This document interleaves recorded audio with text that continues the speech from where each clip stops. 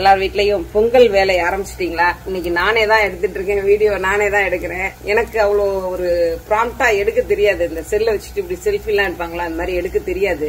ஏதோ சுமாரா எடுத்துட்டு இருக்கேன். இப்போ உங்களுக்கு ஒன்னு காட்டுறேன். ஏன்னா இது இப்ப காலி ஆயிடும், அதுக்கப்புறம் இதை பத்தி சொல்ல முடியாது அப்படிங்கறதுக்காக இதை காட்டிடுவோம் உங்களுக்காக அப்படின்னு. எல்லார் வீட்லயும் பொங்கல் வேலைகள் ஆரம்பிச்சிட்டீங்களா?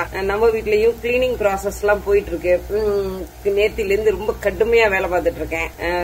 வேலைக்கு வர்றவங்க இன்னைக்கு நாளைக்குன்னு வளர்த்திக்கிட்டே இருக்காங்க. 11ஆம் தேதியிலிருந்து மழை பிடிக்கும் அப்படின்னு ஏதோ ஒரு அறிவிப்பு வந்துகிட்டு இருக்கு. அதனால சரி கொஞ்சமா நம்ம அலசி போடுறது, கழுவி காய வைக்கிறது இதெல்லாம் நம்ம பண்ணிடலாம் அப்படின்னு சொல்லிட்டு நானே வேலையை ஸ்டார்ட் பண்ணிட்டேன்.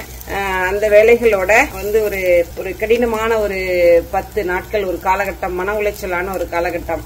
அதுல சரியா சமைக்கிறது இல்ல, கிச்சன் மெயின்டைன் பண்றது இல்ல, எல்லாமே அப்படி அப்படியே கிடக்கு, எல்லாமே அப்படி அப்படியே ஓடிட்டு இருக்கோம். அதோட நேத்தில இருந்து நான் பொங்கல் ஒரு வாரமாவே இப்படி அதை எடுத்து இங்க வைக்கிறது, இதை எடுத்து அங்க வைக்கிறதுன்னு ஓடிட்டு இருக்கு. நேத்தில இருந்து கடுமையான வேலையை ஆரம்பிச்சிட்டேன். இப்ப இன்னைக்கு உங்களுக்கு ஒரு விஷயம் காட்டணும். இது என்னன்னு பாருங்க. இது பாகற்காய். எல்லாருக்கும் தெரியும் இல்லையா, பாவக்காய் மிடி பாகக்காய், சின்ன குட்டி பாவக்காய் எப்பயாவது மார்க்கெட்ல கிடைக்கும். ஒரு வண்டியில, தள்ளு வண்டியில வச்சுட்டு விற்பாங்க, நிறைய வச்சுக்கிட்டு. 1/4 கிலோ 25 ரூபாய், 30 ரூபாய் இப்படி விற்பாங்க. இது 1/4 கிலோ 30 ரூபாய் அப்படின்னு சொல்லிட்டு நான் 1/4 கிலோ வாங்கிட்டு வந்தேன். நேத்திக்கு சமைச்சேன். நேத்திக்கு பண்ணிய வறுவல் தான் அது. இன்னைக்கு காலையில இது மாடிஃபை பண்ணிக்கிட்டு இருக்கோம். இது என்ன ஆச்சுன்னா, சமைச்சோன்னா பாத்தீங்கன்னா வாயில சாதாரணமா பாகக்காயில கசப்பு இருக்குங்க. ஆனா இந்த பாகக்காய் ஒரு துளி கூட வாயில வைக்க முடியல. அப்படியே நான் ஒரு கப் அளவுக்கு சாப்பிட்டுட்டேன். சரின்னு இதை அப்படியே வச்சாச்சு. இதை சாப்பிட முடியல, வச்சுட்டேன்.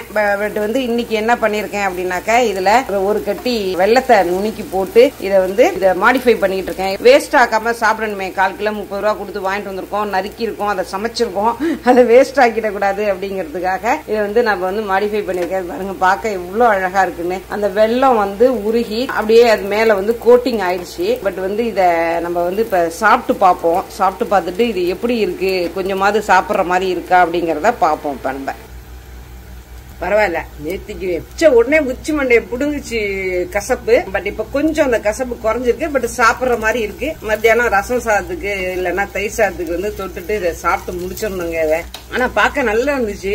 நல்லா தான் இருக்கு. கசப்பு நல்லதுதான் உடம்புக்கு.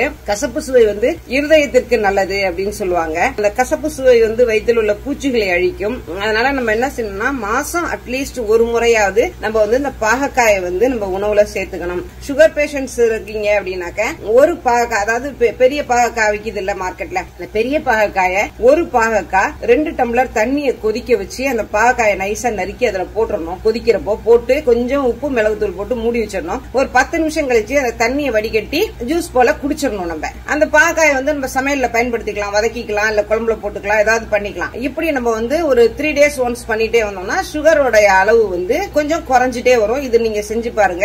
இது நிச்சயமா நல்ல பலன் கொடுக்கும். அதனால பாகக்காய் நம்ம வாரத்துல ஒரு நாளோ அல்லது மாசத்துல 2 நாளோ நம்ம கட்டாயமா பாகக்காய் உணவுல சேர்த்துக்கணுங்க. கசப்பு பாகக்காய கசப்பை மாத்துறதுக்கு வேற என்ன செய்யலாம் அப்படிங்கறத கமெண்ட்ல சொல்லுங்க. வணக்கம்.